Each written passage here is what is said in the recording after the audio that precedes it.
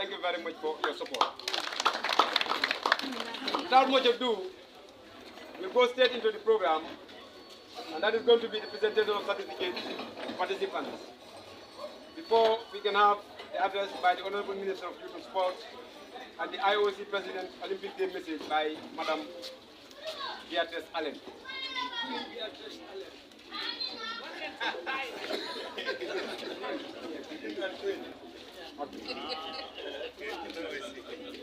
So to make it spicy, or to spice it up a little bit, I think the presence of the Honorable Minister is very, very important here. And for me, it says a lot. It speaks a lot about your personality. It speaks a lot about your passion for sports. And we really appreciate this.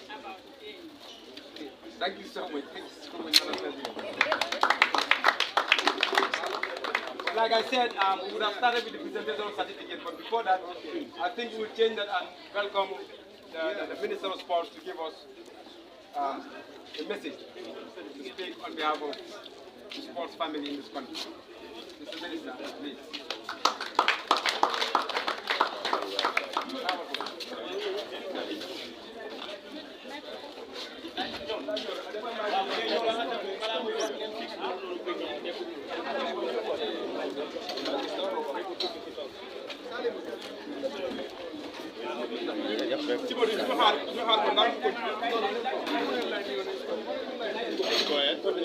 Okay. Well, I guess it's still morning, so good morning to everyone that is here. All of you at the back, good morning.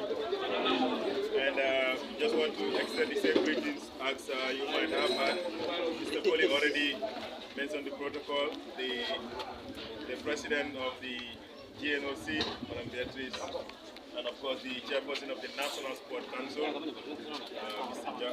Jawara, and all of the ones that people that are here, from the executive director of the Sport Council to all the other executive directors from the ministry, and the presidents of all the associations that are present here.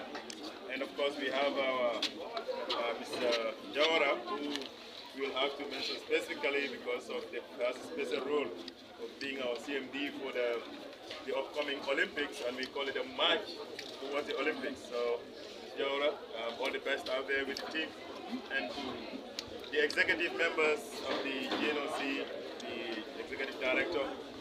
And I'll have a special mention of our people with disability.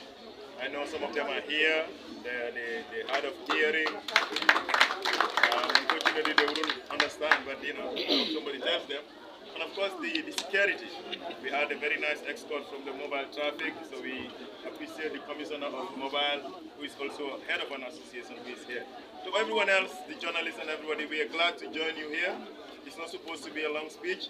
We all know that we are today marking a very important day in our sports, not just in the Gambia, but around the world, which is the Olympics Day. It's tomorrow, but Gambia is celebrating it today. Of course, it's a good day. But also, we also know we're working towards the Olympics, which is coming up in Paris in July. And this thing is, the event is tagged marching towards Olympics. And while we appreciate all of you that have made time on a Saturday to join the president of the GNOC and to all of the Olympics family to celebrate this day, we want to encourage all of you to keep up the trend, the exercise. It's not just about coming here and walking for like an hour, and then when you go back home, you sit and not continue. We want you to continue this day. Because Olympics, yes, is about solidarity, it's about mutual respect, it's about promoting all kinds of sports. But it's also about our health as individuals, as young people, as older people. Because health is key. And we know that communicable diseases can stay in us without knowing. But events like this, if it is very regular, helps in terms of managing those kind of diseases, especially as you grow older. So on the side of the government, we want to congratulate and thank every Olympian, every family member of the Olympics. In whatever form you are part of the Olympics, we want to say congratulations and happy Olympics Day. And we wish that we would continue to celebrate this day in many years to come, of course with greater success in our sports. And I say sports, all kinds of sports, Olympic sports, non-Olympic sports. On the side of the government, on the side of the ministry, we want to assure all of you that we would continue to collaborate with you as we all work together to develop the sports of the country. And the drive that we are focused on is how do we improve our infrastructure. I know competition is very important, and of course we've been doing so well in the competitions in the past, but more so recently. But we also need to look back as associations and reflect on the realities. That yes, we invest a lot of millions going outside to participate. What about if we spend some of those millions in developing the infrastructure? That would help in terms of building the local capacity, that will help in terms of building the local talent, so that when we go out there to compete, we will be respected because we will continue to even do more. But we understand the challenges that sometimes we go outside and it's challenging because we do not have that infrastructure. So from a ministry, in our new sport policy, this is where we are heading towards, and all of us need to buy into the idea so that we can all continue to develop our sports today and for the future. And I don't need to go into the economic benefits, the social benefits, or the benefits that sports bring to the maintenance of peace in our country. We all know that. So once again, I don't want to make it long. I want to thank Madam Beatrice for the great leadership and her executive and the Sport Council for collaborating with the GNOC. And all of you that are part of the sports committee, the sports family, congratulations. Happy International Olympics Day. Thank you.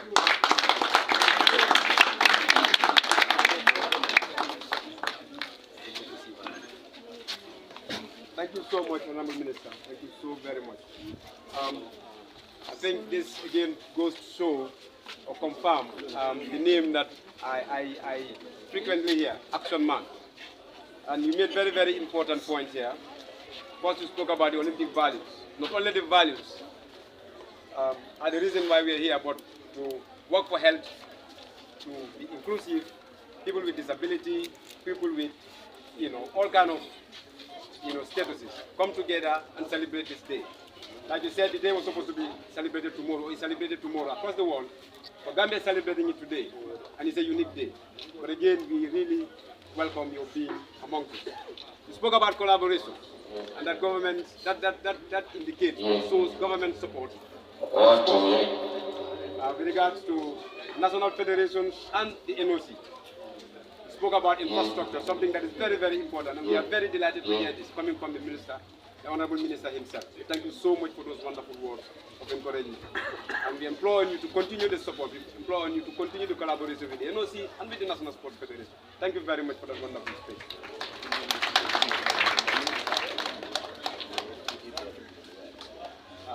Before going further, I wish to acknowledge or thank the Olympia Africa Center and management for hosting us today. I didn't do that in my opening remarks, and I'm sorry for that oversight.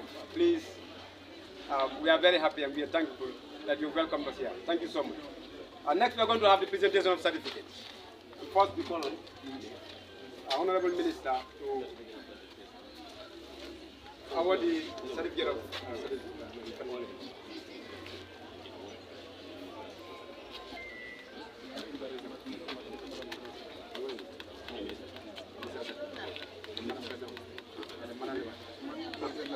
Okay, at this juncture, I have the singular honor to call on Madam President to kindly. Now you are giving me this certificate for participating. Please clap for her.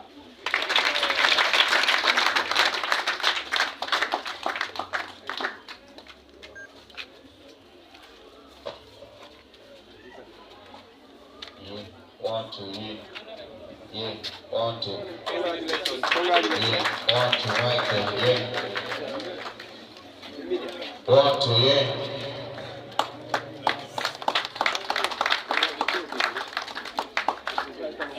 Yeah, one, two, yeah. Yeah. One, two, yeah. Yeah, one, two, yeah. Yeah. Now you call on the representative of Trajalon. No.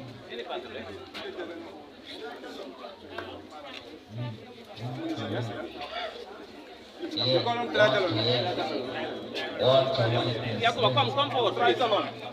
Yeah, one, two, like this. One, two, yeah. Yeah, one, two, like this, yeah. Yeah, 1, 2, yeah. 1, 2, yeah. Yeah. 1, 2, yeah. Badminton. After this one, badminton. Yeah. Boxing.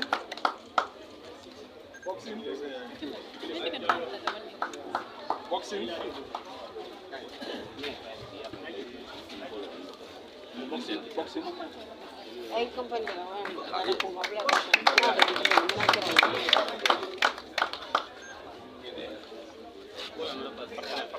Next we call on boxing.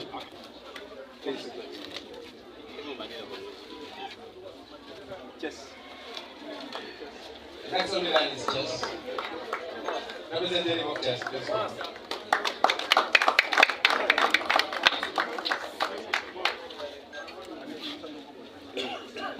Please, one more.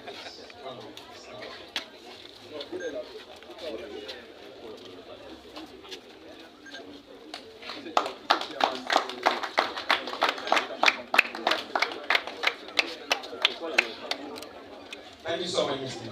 Honorable Minister. Next, I call on the chairman of the National Sports Council. Cricket. Association. Next is cycling. The representative of cycling. Cycling. Cycling. Cycling.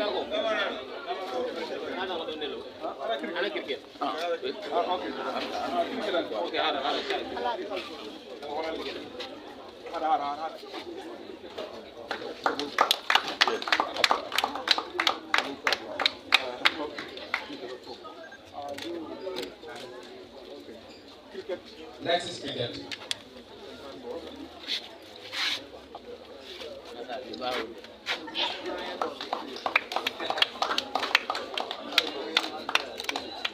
Handball. Next is handball. Handball.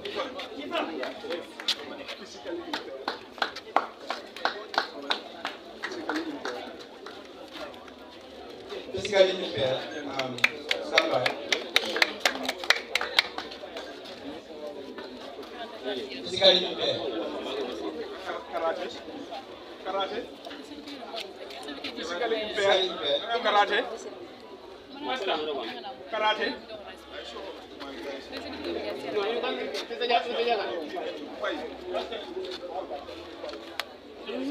Oh, okay, wait.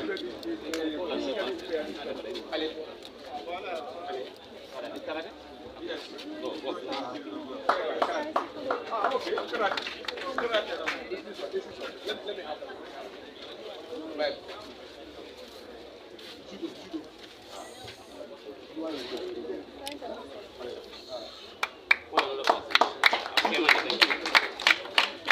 Thank you very much, Chairman. May I call upon Secretary General to hand over the certificate of judo, representative of judo. Volleyball. Volleyball. Prepare. Volleyball is prepared. Judo. Volleyball. Athletics. Athletics is prepared. Judo. Volleyball.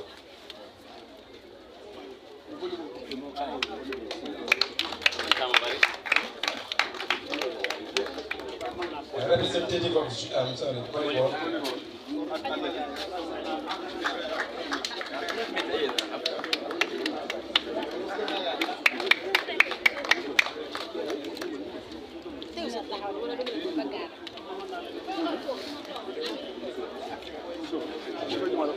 Next, we have the representative of swimming. Swimming. Athletics.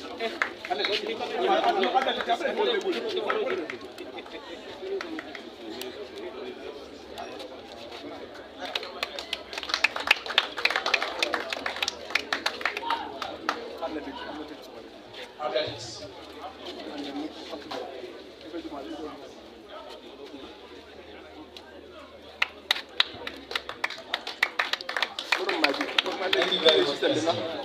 Next, I have the honor to call on General Manager Mohammed Sabah, please. I guess you want to show the Softball. Softball, representative of softball. Softball. Table tennis, we understand, right? Table tennis, you prepare.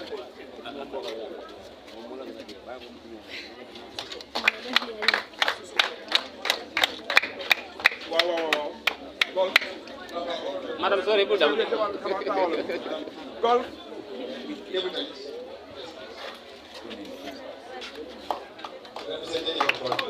Ministry of Youth and Sport, NSC.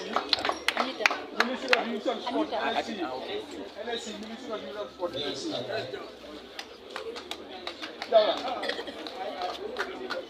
Yeah, On behalf of the Ministry of NSC. Taekwondo. Thank you very much. Thank you so much. Taekwondo. Next, I have the call on the president. Yeah.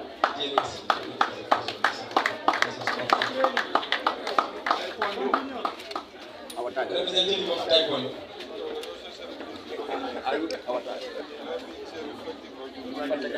Oh, really?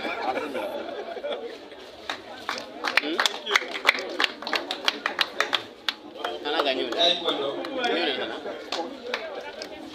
Deaf sport. Deaf singer. Deaf sport.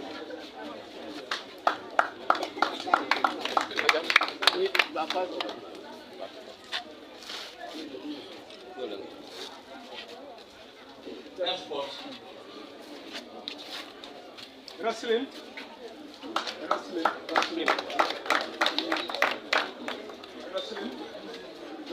Football.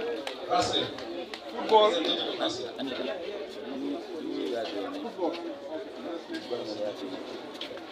Football. Special Olympics. Representative of football. Football.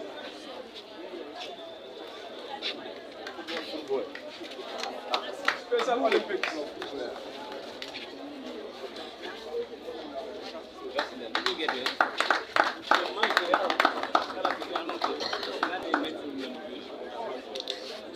Thank you so much.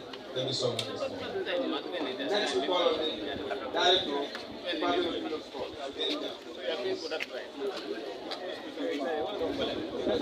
Special Olympics. Olympic Africa. Olympic Africa.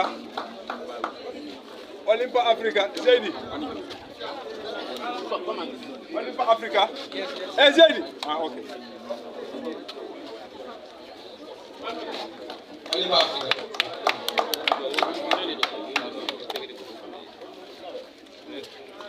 Red Cross. Representative of the Red Cross.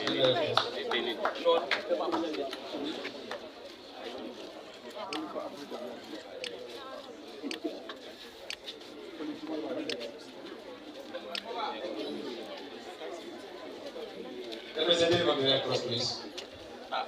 Work for health. Work for health. And we need another round of applause, please. We are so quiet. This is so quiet. Police. Work for health. Police.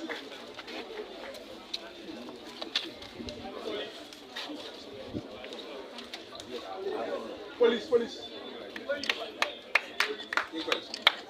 Olympic Africa Athletic. Olympic Africa Athletic. Sorry, mami. Commissioner of Mobile. Olympic Africa. Okay, wait for police. Please clap for him. Clap, please. Give him a round of applause. Thank you so much. Thank you so much. Thank you so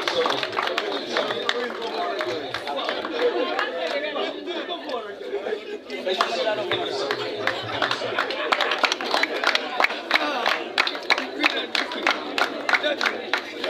Olympic Africa. Olympic Africa. Yes, Governor. Yes, Governor. PS Jawara. Please. Secondary school sports. Secondary school sports. Secondary school sports. Please. Primary school sports. Secondary school sports. Primary school. Secondary school.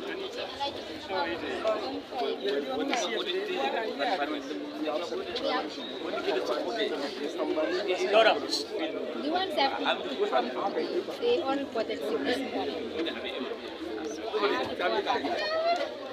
Grammar school sports. That's why I was even Grammar school sports.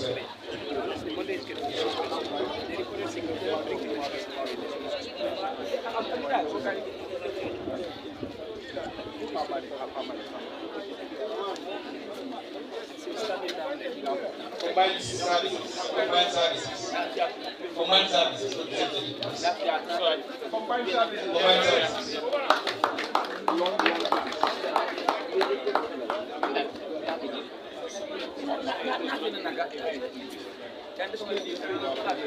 That's lawn tennis. Lawn tennis. Please.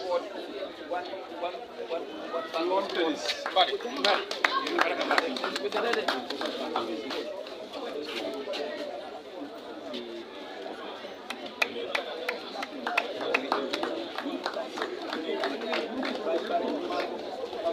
Thank you very much, please. Thank you so very much. That brings us to the end of the award ceremony. Next, we're going to welcome Her Excellency, Madam Beatrice Ayen, Honorable YC member. Yes, you're welcome. Clap for her, please.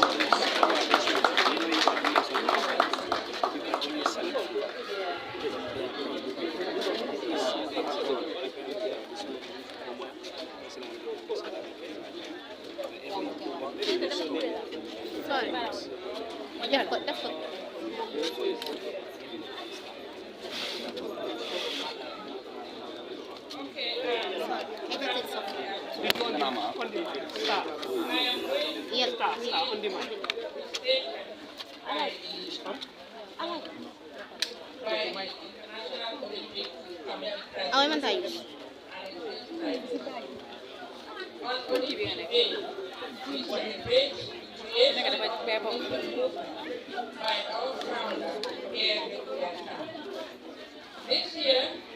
This year's Olympic Day is a very special one, taking place just ahead of the Olympic Games, Paris 2024. With the excitement building, the athletes, the fans, the entire Olympic community around the world. All of us, we are all looking forward to a new era of Olympic Games. Younger, more inclusive, more urban, more sustainable. The very first Olympic Games with full agenda parity. The very first Olympic Games fully in line with our Olympic agenda. In Paris, the athletes will inspire us with their achievements. They will inspire the world by living our Olympic motto, faster, higher, stronger together. The Olympic Games always build bridges and bring people together in peace and solidarity. This is the beauty of sport.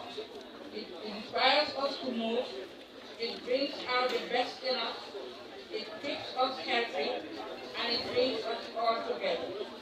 As friends and as a community, wherever we are and whichever way we choose to move.